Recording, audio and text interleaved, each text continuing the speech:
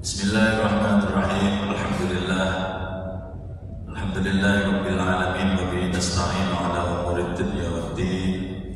Wassalatu wassalamu ala sayyidil mursalin imamil muttaqin habibina wa syafi'ina wa qurrati a'yunina sayyidina wa maulana Muhammadin sallallahu alaihi wasallam wa ala alihi wa ashabihi ajma'in.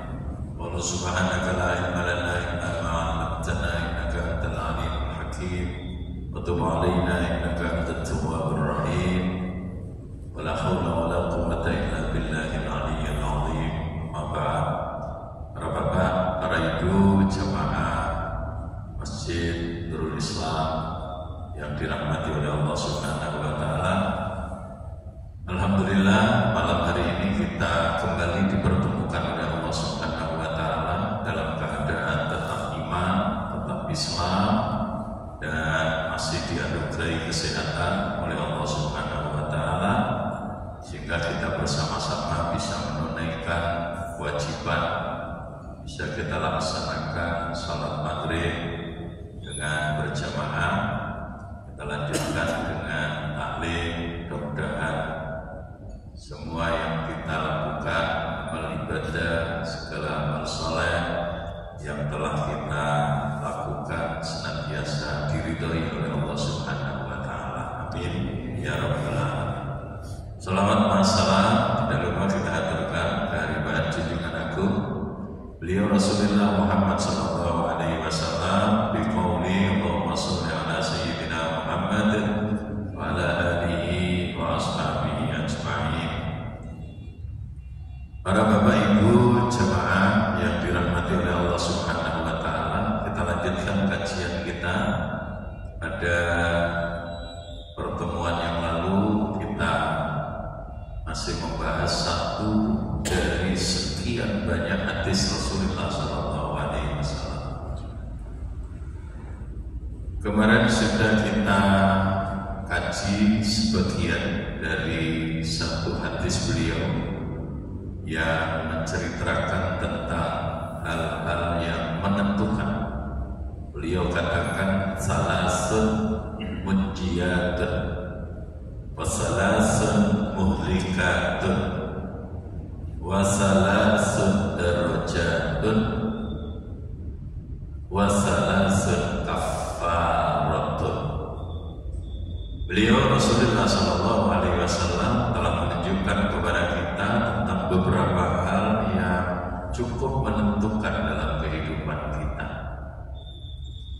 Pertama, beliau katakan ada 3 perkara yang bisa menentukan keselamatan kita. 3 hal ini bisa mengantarkan kita untuk meraih keselamatan dalam kehidupan, baik di kehidupan dunia maupun di kehidupan akhirat.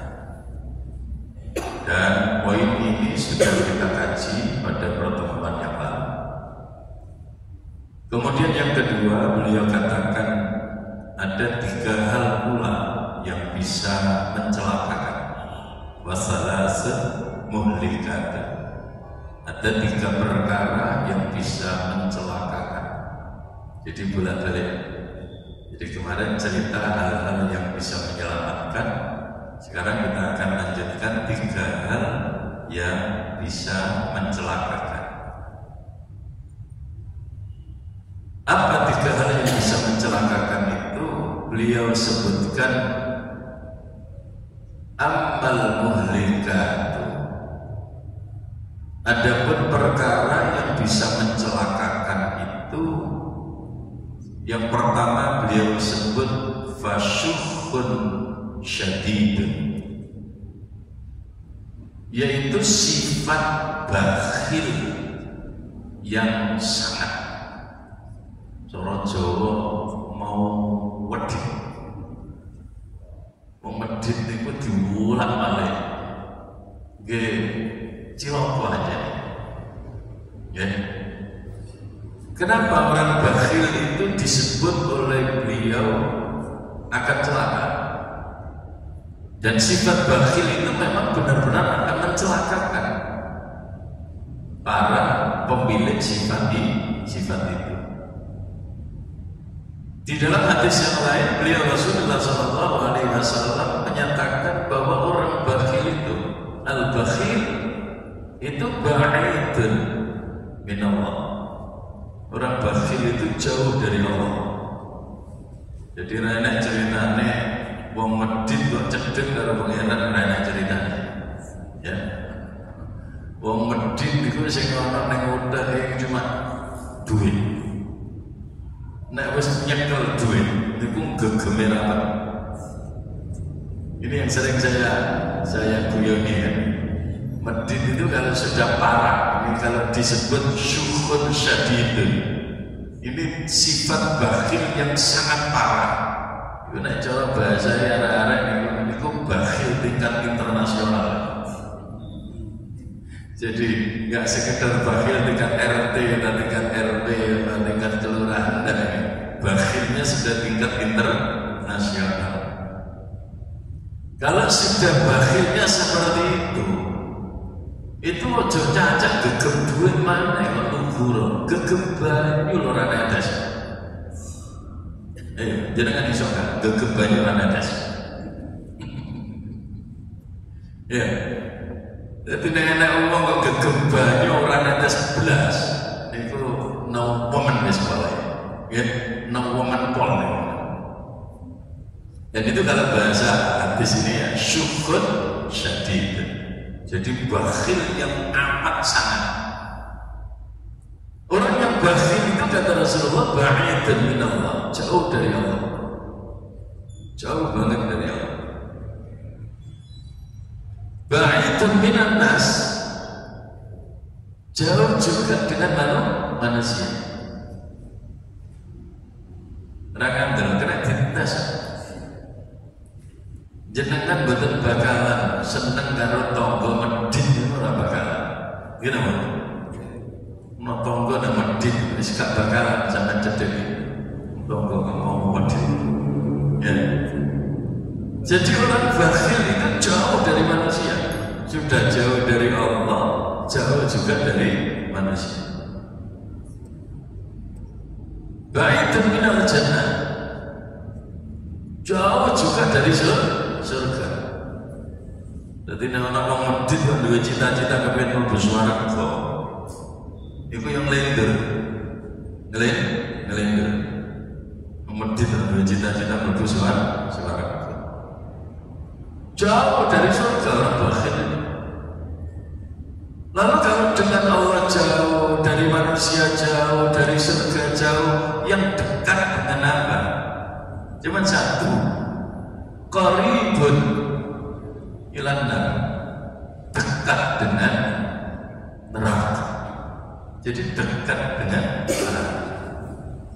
Nah ini, karena itu mari kita berusaha untuk mengkoreksi diri kita masing-masing. Kira-kira sejauh ini kita menjadi orang itu kalau sudah bicara tentang harta, apakah kita ini termasuk orang yang bakhil atau termasuk orang yang loman? Loman itu bahasa Indonesia ini apa? Loman itu bahasa Indonesia ini apa? Bos pokoknya loman kemarin ya, pokoknya loman. Ya, jadi seperti itu. Kita tinggal koreksi ya. Kira-kira kita ini termasuk orang bakhil atau termasuk orang yang loman? Paling-paling jawabnya ya tengah-tengah lah. Kadang-kadang bakhil ya kadang-kadang loman. Tepak angin ini rodo enak, ini betul loman ini. Ini kata enak terus betul medit. Nah, kita stabilkan ya. Kalau perlu dalam diri kita, dalam hati kita itu punya stabilizer untuk menstabilkan. Kenapa begitu? Karena memang orang yang dermawan itu termasuk di antara indikator ketakwaan. Indikator ketakwaan. Jadi wong loman itu salah satu di antara ciri dari orang yang bertakwa. Makanya Rasulullah wanti-wanti temenan, ojo dadi wong sing bakhil, ojo dadi wong sing medhit, yo belajar dadi wong sing loman. Apalagi kalau kemudian kita mencoba melihat apa? Melihat ancaman yang disampaikan oleh Allah di dalam Al-Quran. Apa ancaman buat orang-orang yang bakhil itu? Kata Al-Quran, walladzina yaknizuna adh-dhahaba wal fiddata wa la yunfiqunaha fi sabilillah fabashshirhum bi'adzabin alim. Ini gak main-main itu ancamannya. Orang-orang yang menyimpan emas dan perak, dalam bahasa yang gampang ya duit digemai, ya harus ditabung toh. Lalu kemudian wala yunfiquna, dia tidak mau infak, tidak mau sedekah. Pokoknya isinya ketemu duit berbujarakan, ketemu duit digegem, ketemu duit lebone tabungan, dijaluri infak itu wah bote kata. Ya, itu cara nek Jumatan ana celengan mlaku. Ana celengan mlaku. Iku arep ngleboni celengan. Iku sing leren melirik dompet tinggal siji. Kira-kira sing dilebokne sing ndi? Akhirnya ketemu duit 2.000 lungsek bisa. Nek gak ngono gak sing cilik bisa mbalasan. Namungi gaya keringan karo bojone ya. Dilebokne. Mari kita terus dongo. Iki senajan kula namung sedekah 1000 Gusti, muga-muga jenengan tampa jenengan paring swarga. Dia cepi karo malaikat apa-apaan. Woi cek mlebu gelora delok bal-balan ae. Ora cukup duit 10.000, ya ta? Ora cukup duit 10.000 kelas dendean. Kita kemudian membayangkan kalau kemudian kita berobsesi ingin mendapatkan surganya Allah, lalu kita tidak mau menginfakkan apa yang Allah rezekikan kepada kita, itu ya aneh tapi nyata, ya aneh tapi nyata.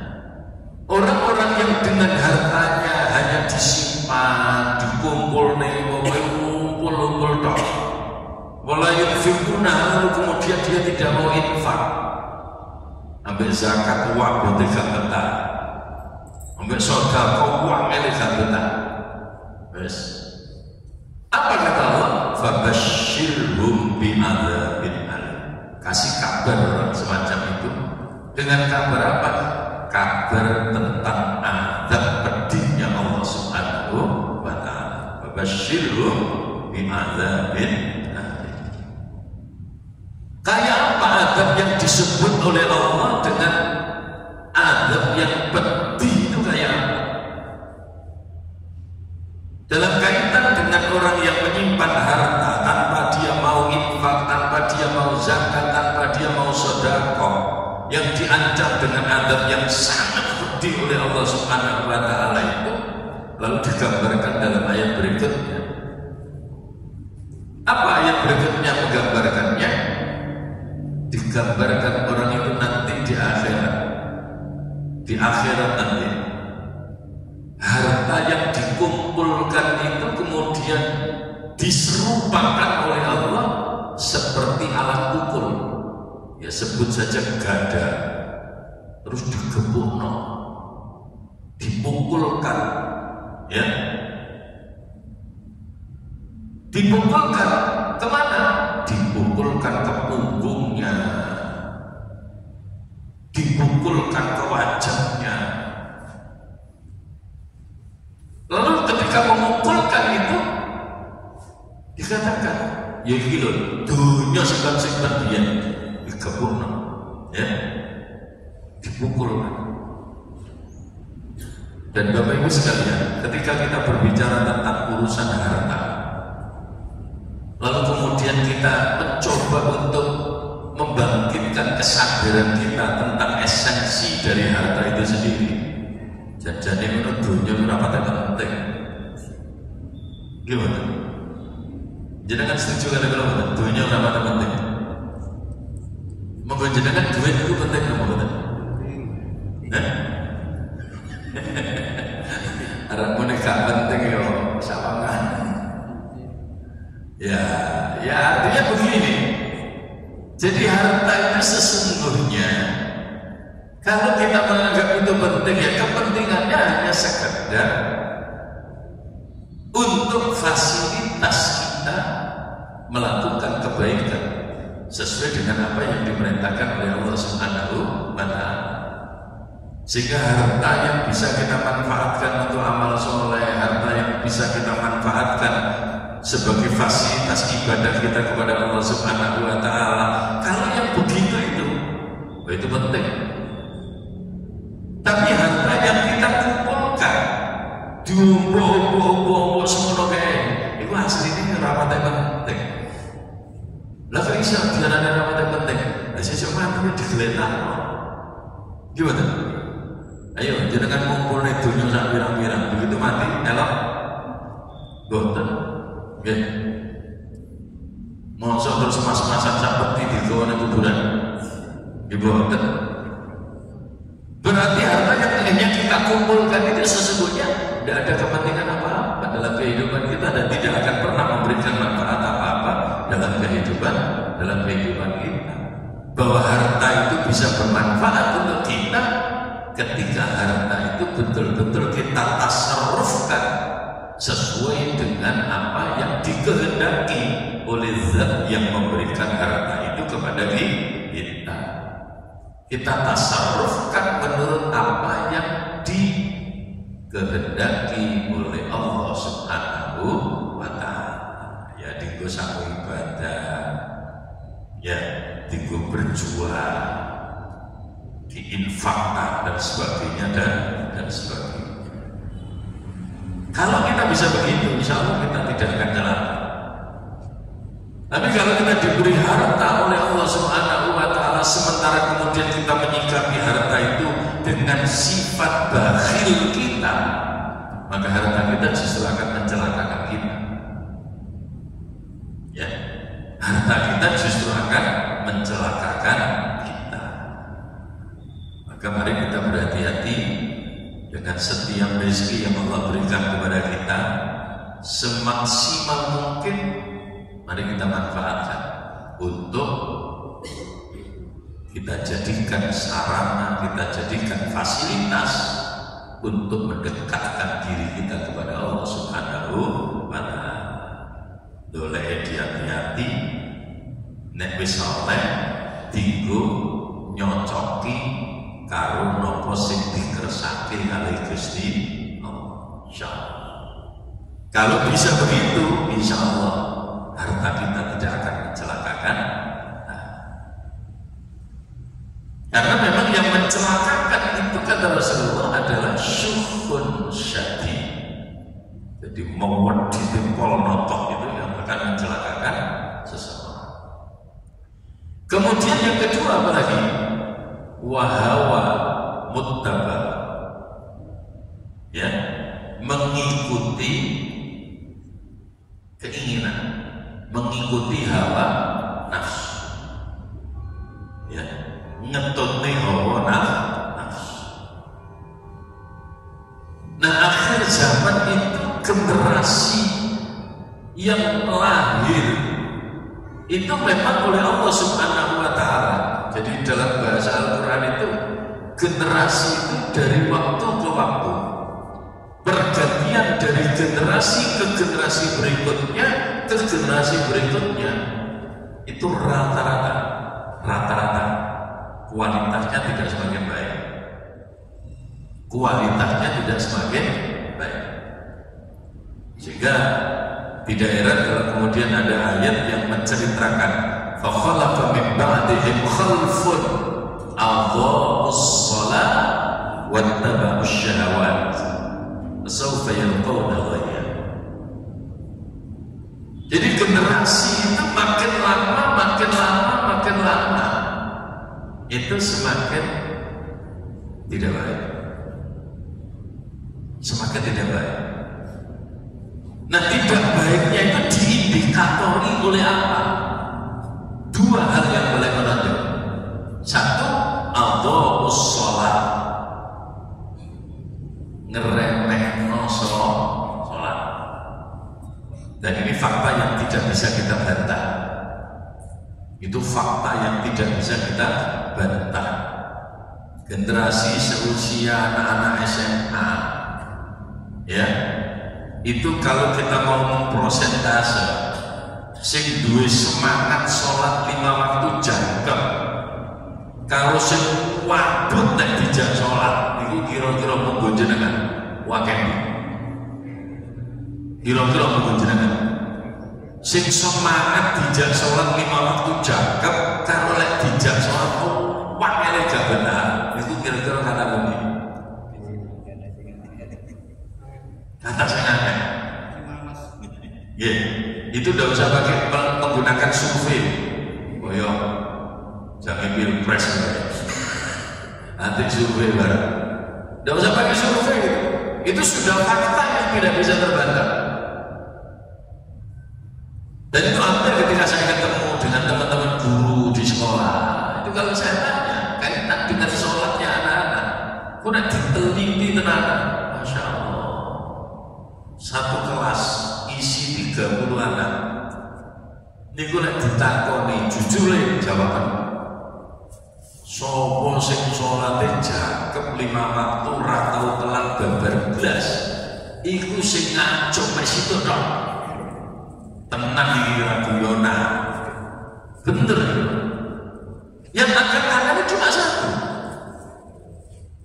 Coba bayangkan.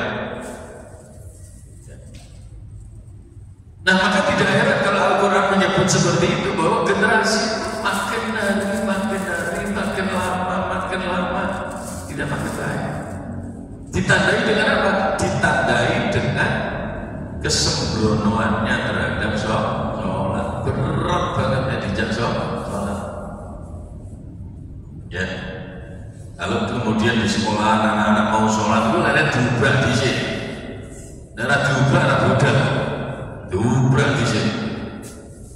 Begitu diubah terus berangkat dengan sholat, yuk gak dan terus ngadeg sholat gak, yuk izin begejekan jika orangnya imamnya wis takbir Allahu Akbar, itu orang takbir gobo saya. Bener kok anak siapa? Anak siapa menengok? Ya ini fakta yang tidak bisa kita bantah. Artinya apa?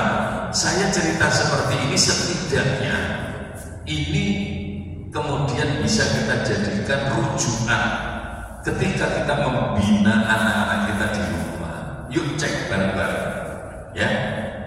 Kalau bahasa sekarang cek ombak, ya.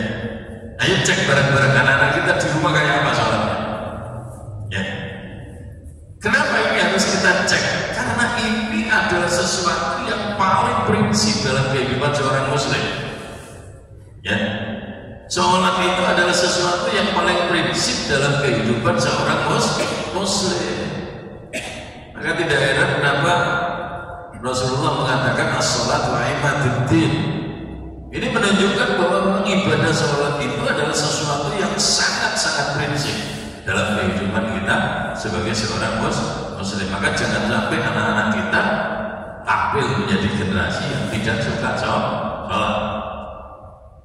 Jangan sampai anak-anak kita tampil menjadi generasi yang malas untuk sholat. Khawatir. Saya sering cerita ke panjenengan. Khawatir. Apa yang kita khawatirkan? Jangan-jangan orang-orang yang mengaku muslim, anak-anak kita yang mengaku muslim, sementara kalau dijak sholat itu masih senamati. Ojo terus sesuk itu dikumpulno golongane wong munafik lho. Ini yang kita khawatirkan. Karena di antara ciri orang munafik yang diceritakan oleh Allah di dalam Al-Quran itu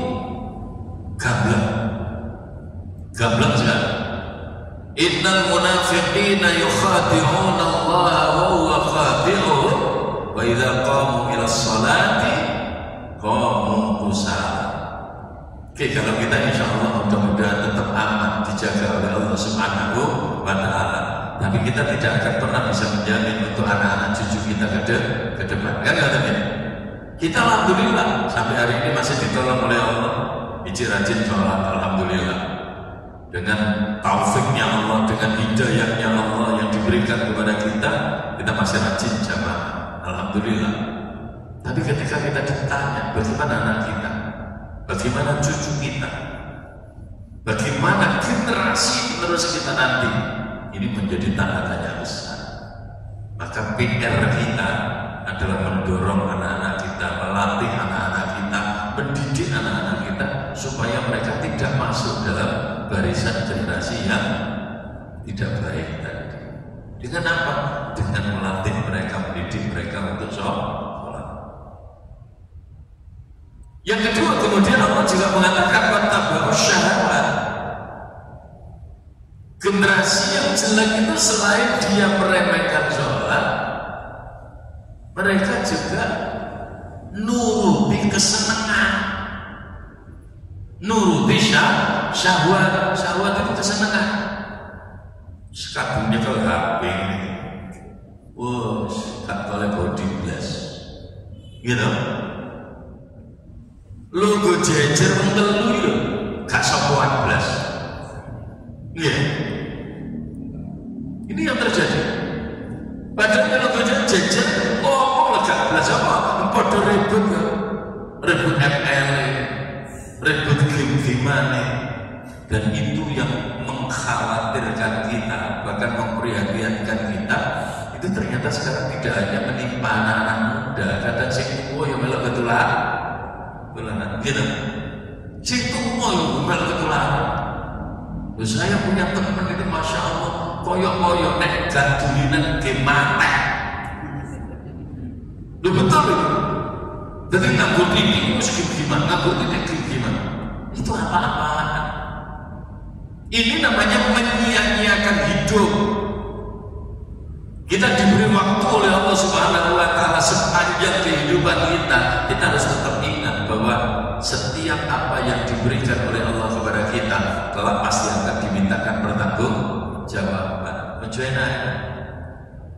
Nah, ini barangkali patut untuk kita renungkan bersama. Ya.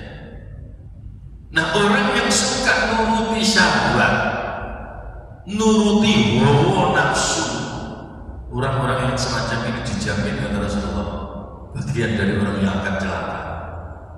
Karena termasuk di antara yang mencelakakan itu adalah nuruti kesenangan, nuruti syahwat. Maka saya sering nasihati teman-teman, ya sebisa mungkin kita hidup itu melakukan sesuatu menurut kebutuhan kita, jangan menurut keinginan kita. Jenengan yang belanja nuruti kekarepan, bayaran piro ya ludes lah. Gini apa bener? Saya kira belanja orang usah ngeteni ning mall, dekem ning kamar lho iso ngeteni duit. Gini apa bener? Lu dekem ning kamar ngeteni duit, sego goreng teko dhewe. Gitu. Seafood teko dhewe, apa? Wis teko dhewe wis. Lho nek nuruti kesenangan karo arene, maka berusaha melakukan sesuatu itu dengan pertimbangan kebutuhan. Kira-kira aku nek ini butuh enggak? Ya jadi ya butuh, tapi nek gak ora apa-apa wis gak bae, ngono. Ya, tapi wangel ngono biasa ya. Wah, ini kira api kira. Wah, ini kartuku menenteng. Nek gak pesen saya ini mending kamu umat. Padahal dia tidak butuh sebenarnya. Dia itu pesan. Insyaallah. Ini yang membahayakan betul. Ya, ini yang membahayakan. Jadi maka Rasulullah katakan ada 3 hal yang mencelakakan itu. Setelah pertama beliau katakan syukhun syadidun, ya, yang kedua wahawa muttabaun, bergejolak hawa nafsu, terus dieloni, diikuti, remeh gak patek kuat. Kira-kira nek cara sepeda motoran terus remeh ngeblok, iku selamete karo kecelakaane kira-kira akeh. Ya, cara jenengan nyopir motor terus remeh blok, iku nubuke karo selamete luwe akeh. Nubuke, soalnya remeh blok. Tapi kalau remnya berfungsi dengan baik, insya Allah selamat. Apalagi remnya diri kita, ini perlu betul ya. Ini perlu betul untuk kita jaga. Kemudian yang ketiga, Pak, yang ketiga kata Rasulullah termasuk perkara yang mencelakakan itu apa? Yang ketiga kata Rasulullah, wa i'jabul mar'i bi nafsi, bangga dengan dirinya sendiri. Jadi kalau delok awake iku koyo paling jos ngono ya. Wah, diberi kelebihan sedikit terus dibanggakan. Padahal sesungguhnya apa sih yang bisa kita banggakan? Tuh saya, dalam kehidupan kita ini apa sih yang bisa kita banggakan? Saya sering ngomong, sampai sugih, arep bangga karo sugih ini, itu duitnya sopo. Sugih biaya baik pangeran, awake dhewe umur bodi pipi ngono wae. Gak dalam duwe. Membanggakan sesuatu yang bukan miliknya itu kan lucu toh, Pak. Gitu. Jenengan duwe tangga, motore anyar Grace, Mercy, jenengan gak dalam duwe, tapi yang bangga, parasan. Paras apa ini? Gak dalam duwe. Tapi dia ceritung lekong, dia ikut bangga dengan apa yang dimiliki oleh tetangganya. Dia lucu-lucu aja, aneh kan? Ya, nggak melok duit, nggak melok bangga. Kita mau bangga dengan apa yang ada dalam diri kita, itu ya lucu. Kenapa? Oh, itu bukan milik kita kalau kita banggakan. Harta kita bukan milik kita, itu milik Allah yang diamanatkan kepada kita. Kalau kita ditakdirkan oleh Allah menjadi orang yang berilmu, ilmunya siapa? Itu ilmunya Allah. Maka kita tidak layak membanggakan apa yang ada dalam diri kita. Itu tidak layak. Kita itu hanya sekedar dititipi, diamanati. Ya, tidak ada yang bisa kita banggakan. Apalagi kalau kemudian kita bangga dengan kebaikan-kebaikan yang sudah kita lakukan. Ini jam-jamnya pilih-pilihan ini kan ada yang begitu kita belok. Gimana? Wah, rumongso berjasa, gitu. Wah, rumongso sudah banyak membangun kebaikan. Rumongso sudah begini. Usahakan super, kan? Loh, kita itu siapa? Kita itu bukan siapa-siapa. Kalaupun kemudian kita bisa, sesungguhnya bukan kita yang bisa, tapi Allah yang menghendaki kita bisa. Kalau Allah tidak menghendaki, kita tidak akan pernah bisa. Ya tak? Ini yang perlu kita sadari betul. Ya. Maka prestasi apapun yang kita punya, prestasi kebaikan apapun yang telah ada dalam diri kita, sedikit pun tidak boleh kita banggakan. Lalu kalau kita tidak boleh bangga, terus apa yang harus kita lakukan? Kita syukuri. Alhamdulillah, ya Allah. Jenengan tasik kerso paling pitulungan datang kula maghrib, ijik saged melampakan masjid, saged derek salat jamaah. Alhamdulillah. Kula saged salat mboten oleh kula sing saged Gusti jenengan sing ngersakaken kula saged salat. Jenengan mari sedekah alhamdulillah. Apa? Aku iso sedekah dudu aku. Sing iso sedekah nek Gusti Allah paring pitulungan sing ngersakno kula saged dados tiyang ingkang purun sedekah. Ketika kita punya prestasi dalam bidang apapun, maka yang harus kita miliki itu adalah rasa syukur, bukan sebuah kebanggaan. Bangga apa itu biaya tetap elek, ujub jenenge, gitu? Ujub. Kalau orang itu punya sifat ujub dan itu dibiarkan, maka ujub ini akan terus berkembang. Akhirnya jadi apa? Jadi penyakit yang sangat berbahaya, namanya kibr, sombong. Maka mulai dari ujub itu harus kita matikan. Jangan pernah kita punya sifat ujub. Ya, jabul mar'i binafsih itu termasuk salah satu di antara 3 hal yang disebut oleh Rasulullah adalah perkara yang mencelakakan kita. Lalu kalau ujub tidak boleh kita miliki, lalu apa yang harus kita punya? Yang harus kita punya ya tadi, rasa syukur. Kalau kita melakukan sesuatu kebaikan, kita usahakan seikhlas mungkin. Jadi kayak enak ngomong ya, begitu ya, saya suka amel ikhlas. Menurut saya secara teori ikhlas itu tidak sulit. Secara teori ikhlas itu tidak sulit. Ikhlas itu gampang. Kenapa dikatakan tidak sulit ikhlas itu? Kenapa ikhlas itu dikatakan gampang?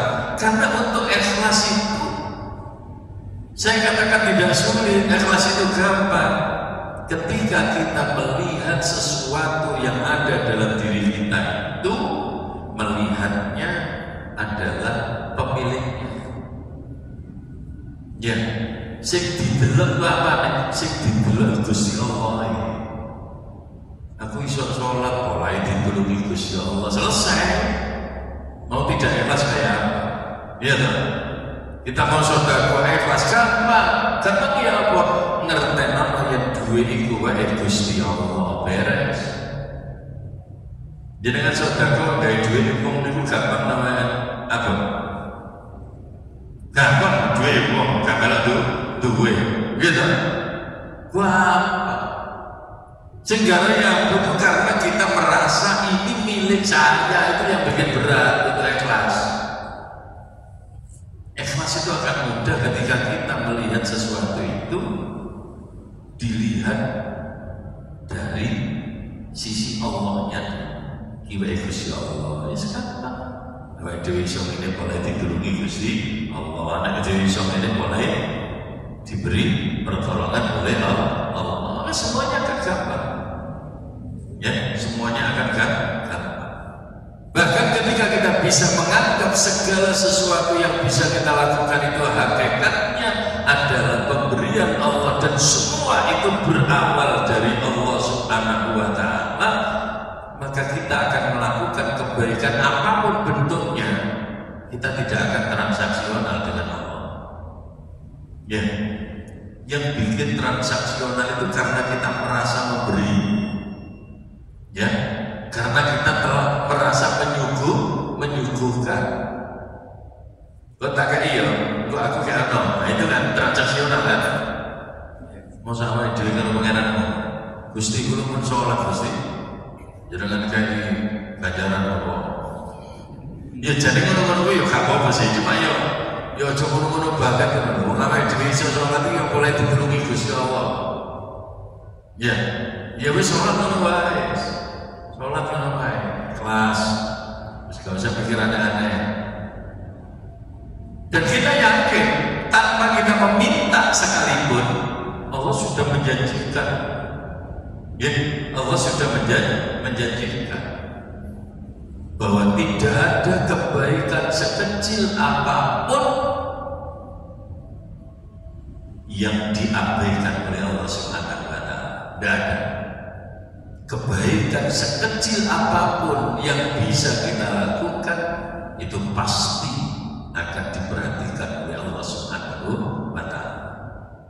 Itu mau Nek jenengan yakin itu insya Allah ibadah apapun kita akan mudah ikhlas, tidak akan membanggakan diri kita, apalagi sampai sombong dengan apa yang ada dalam diri kita, insya Allah.